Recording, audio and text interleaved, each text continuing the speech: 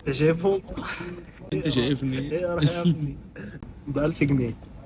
لو نسيت حاجة فيهم ما خدتهاش هتقهر والله. انا هديهم لك دلوقتي. انت هتديهم لي فين؟ انت في عيني. ما بيضربوش هنا دول، انت فاهم غلط خالص، ما تديهم لي يا. بس الدنيا بتعمل بيك. البنج. بنج.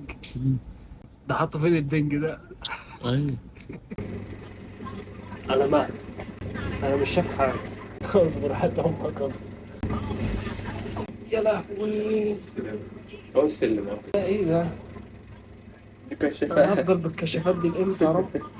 انا تعبت والله. انا قلت له في نص العملية مش عايز اكمل. اثر.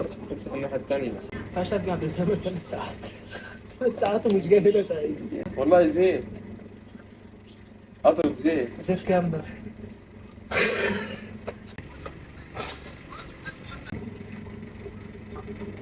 متأكد.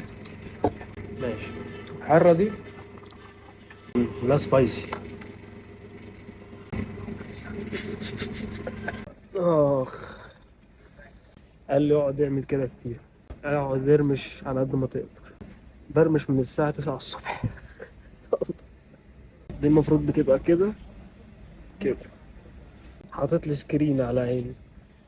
عشان ما تتخربش. نضارتي احلى. اترك الجزء الثاني. تقبل امورك بصدر رحب. الالم هيموتني بس عادي. حتى تاني حتى تاني. اهم حته تاني ايه هو يا عم؟ يا تورته. يا لهوي. يا لهوي. يا زلمه. يا عم انت بتعمل ريفيو. انت بتعمل ريفيو للقطر. يا ابني هتتحط في عيني. يلا حبيبي عشان تخير.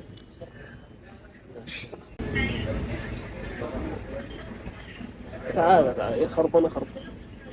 حط.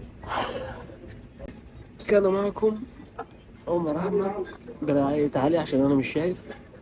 بعد ما خلصنا العملية والقطرة اشوفكم بعد ما اخف ان شاء الله. هنزل لكم الفيديو قبل ما اخف وبعد. عشان انا مش شايفكم خالص دلوقتي. مش شايفكم، مش متكبر بس انا مش شايفكم فعلا. افصل عشان مش هعرف افصل.